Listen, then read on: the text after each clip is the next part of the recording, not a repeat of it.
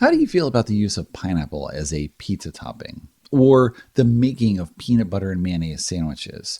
Or the existence of a blueberry bagel?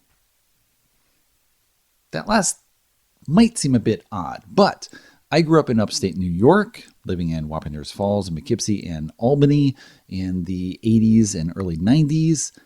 And at that time, I encountered a number of people who were incredibly serious about bagels, and they argued that the presence of blueberries in bagels made that object not a bagel. To them, a bagel was a very specific thing, which was primarily the plain bread itself, or possibly they would allow that you could have a bagel with seeds on the exterior. But that was as far as they would go. They insisted that you could not put something inside the bagel. It would eliminate the bagelness of that item, which seems completely ridiculous, especially more than 30 years later, thinking back on the idea of that the bagelness of an object would be eliminated by putting something else inside it, because the bagel is made the same way. Now, admittedly, New Yorkers can be a bit of a bagel snob. I will cop to that to some degree because the best bagels I've ever had came from New York City. There's a place in the Village in particular that I remember being so good. And now I'm celiac and cannot eat them. But in any case, they were fantastic. But other types of bagels exist. I've also had fantastic bagels from other places, including several shops in San Francisco when I lived there.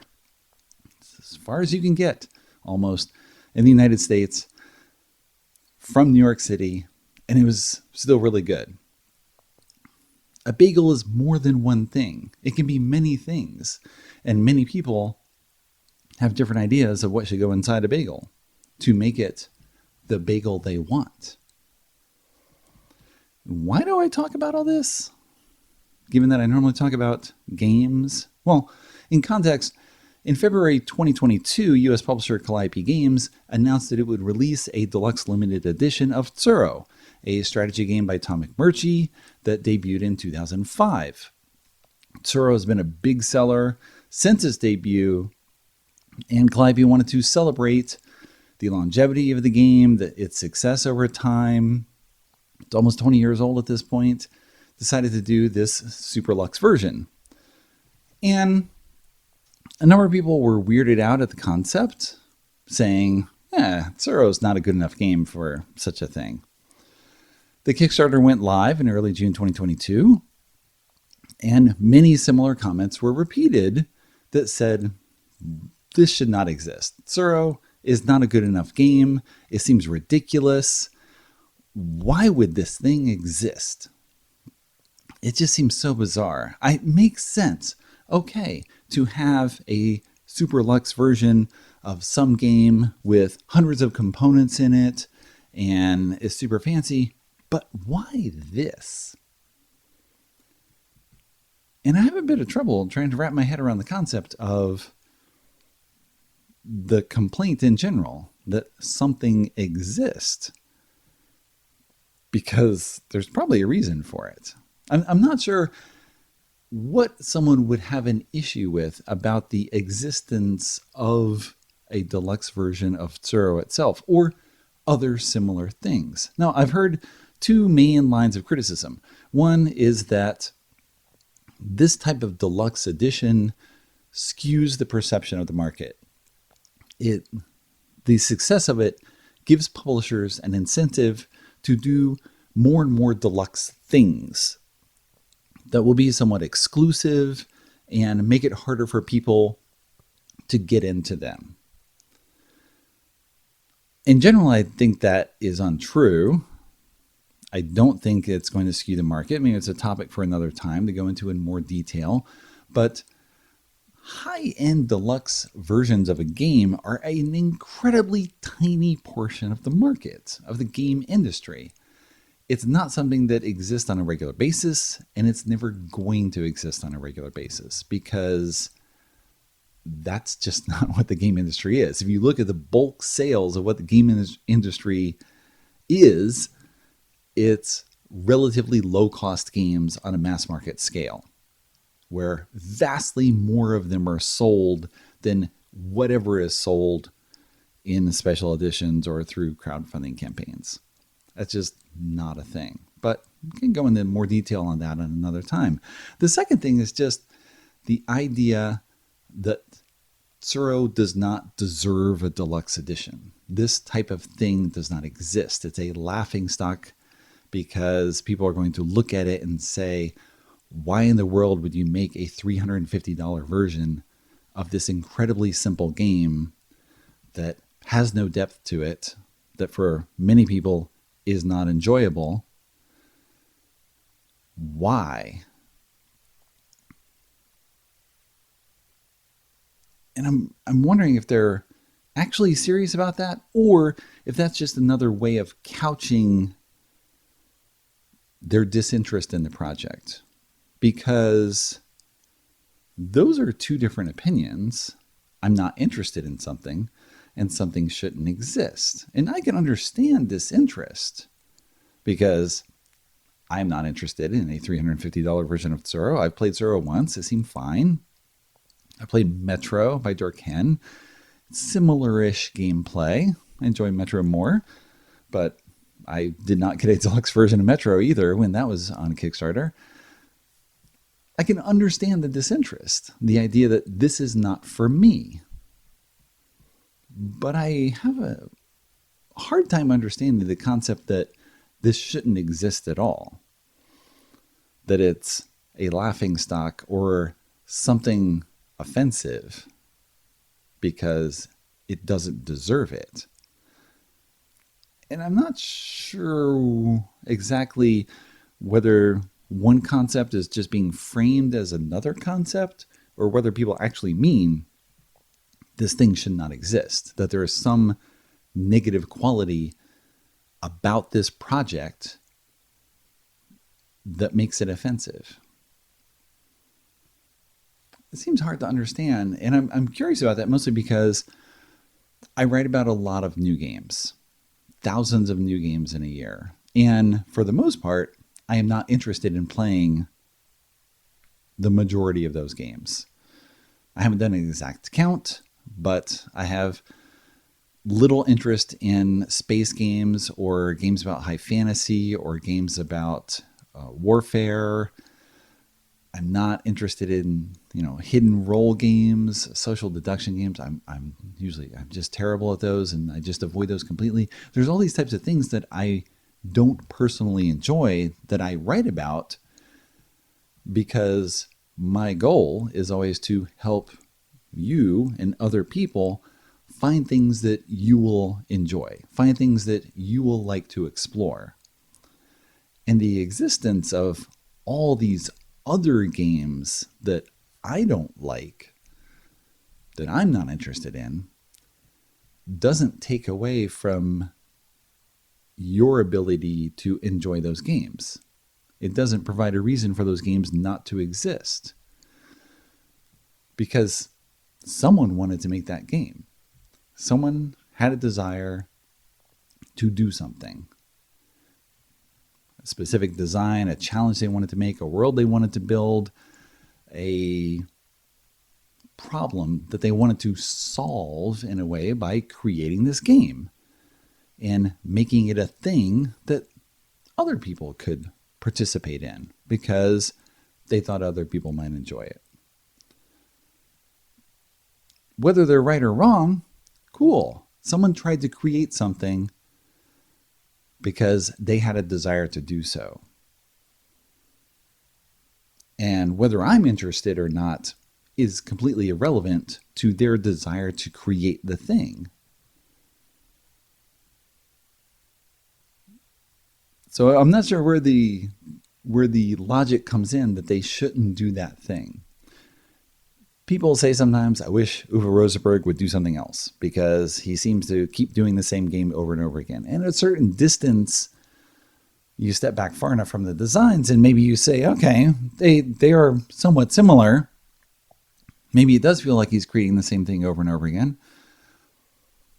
but you get closer and he's not. And the same is true for a lot of other game designers and how they're creating things. It's more about what the designer is interested in doing, and maybe it doesn't gel with you. It doesn't match your desire for what you want to see, but you're not their boss, and they have something they wanted to create. And if it's not for you, well, it's not for you. Maybe next time they'll do something that is. Or you find another designer that is creating the thing that you want to create. It sounds patronizing to put it this way, and I hope I don't come across as patronizing, but I'm just baffled at the idea that there would be a problem that a company releases something that you don't want to see. Again, I understand maybe you think that they could put the resources elsewhere or do something else instead of what they're doing. And it's true in general, in the abstract, that yes, they could be doing something else. Uwe Rosenberg could be saying, okay, I want to do something completely different from a polyomino game and worker placement game. I'm going to do something else. He could do that. But if he's interested in doing that, and he has a market for that, he has someone who is supporting him and that does enjoy what he's doing,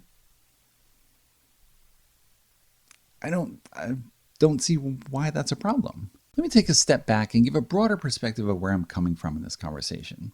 In the early 2000s, I read a book that changed my way of thinking in a lot of different ways. That book was Ain't Nobody's Business If You Do by Peter McWilliams, with the subtitle of the book being The Absurdity of Consensual Crimes in Our Free Country. That country being the United States, which is where McWilliams lived. He died in 2000. And while the book itself is pretty beefy, McWilliams boils his philosophy down to a single page and says, don't worry about reading the book, just read this. This little bit here is pretty much all that you need. It's a little bit longer, but not much.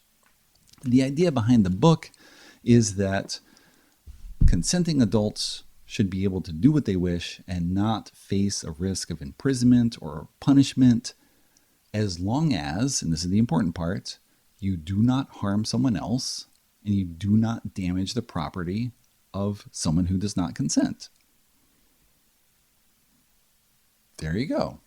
Very crystallized concept that he applies to a lot of different topics, such as gambling and drug use and prostitution and pornography and helmet wearing. There's all sorts of topics in there. And it's very much a libertarian way of thinking in which you're trying to minimize legalization as much as possible.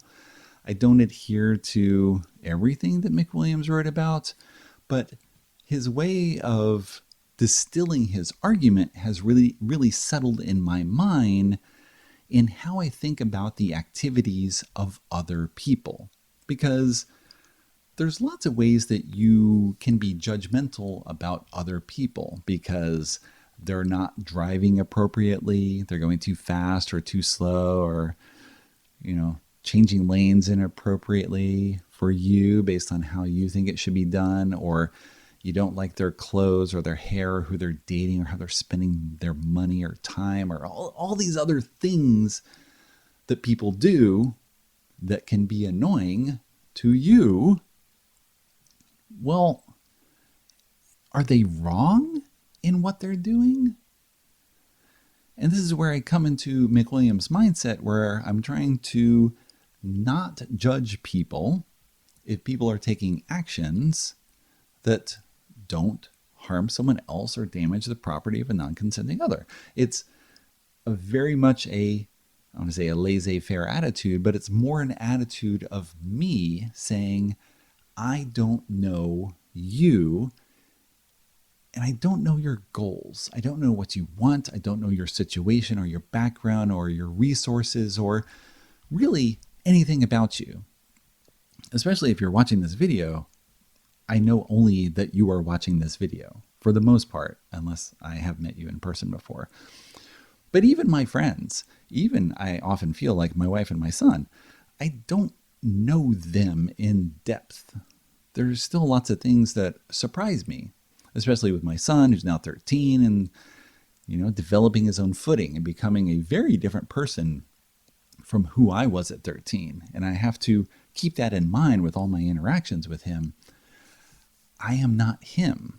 I don't have his goals. I don't know what he wants. So I try to not judge the actions and behavior of others as long as, again, they don't harm others and they don't damage the property of other people.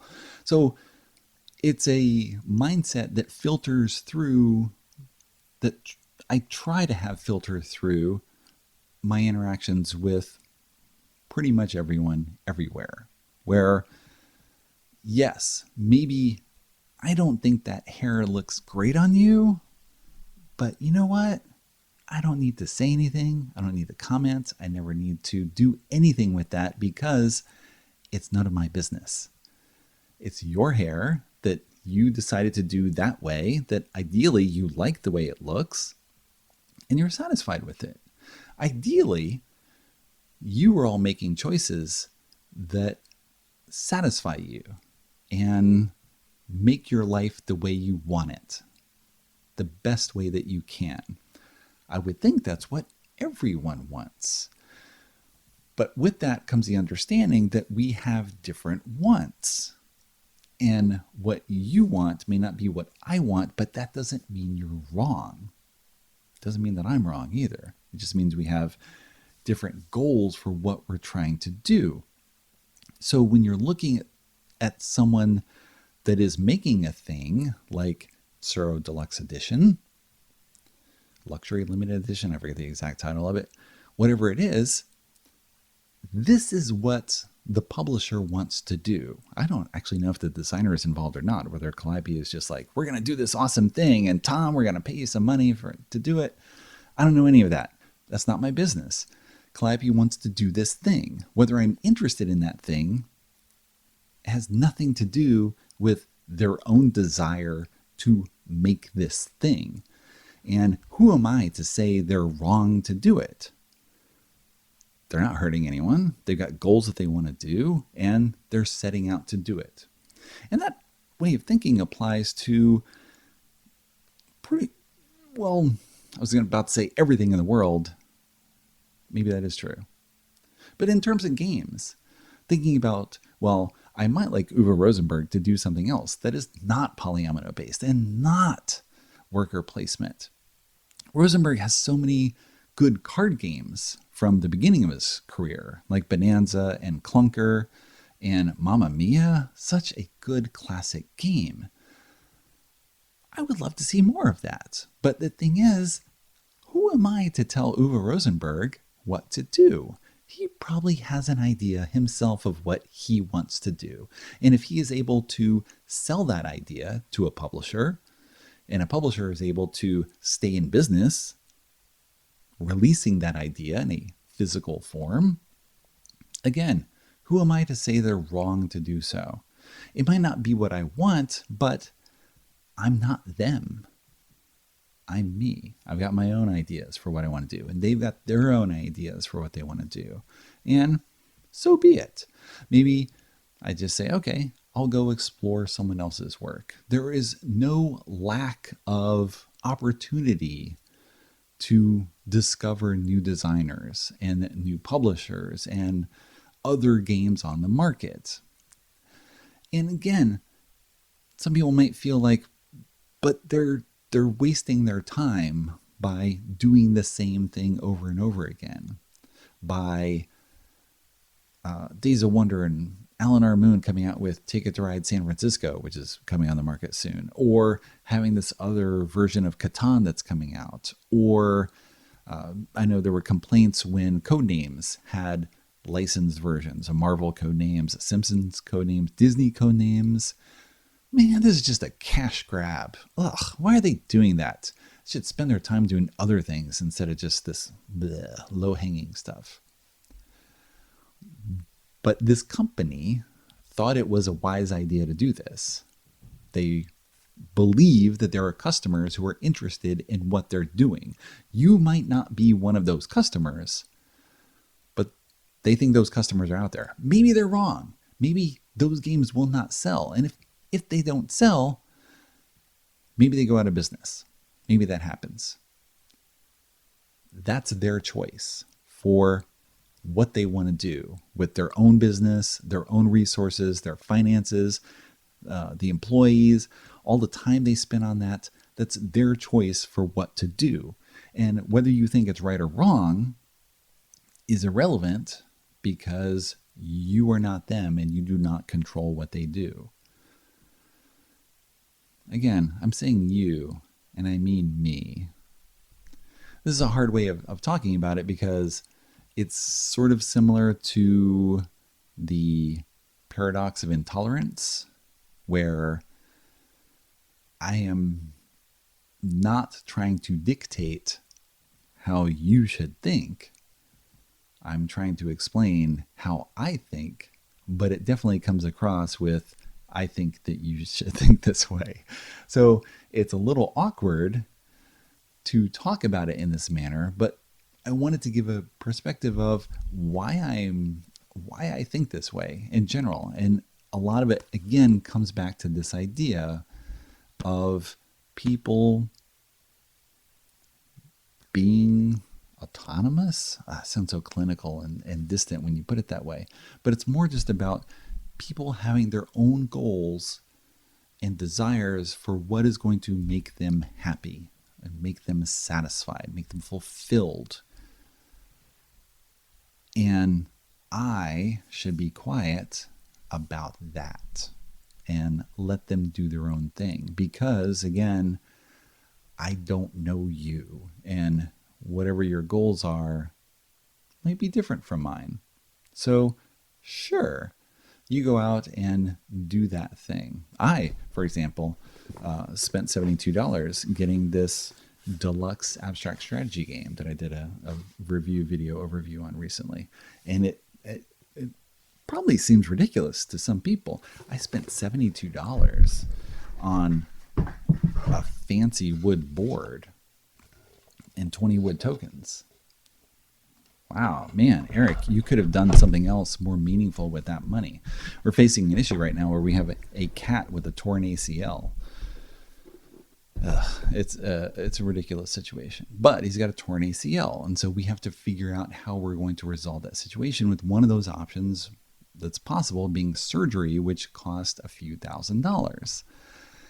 And in one sense, of course, that is completely ridiculous to spend that amount of money on a cat, because I could spend our family could spend that money in many different ways, not on a cat.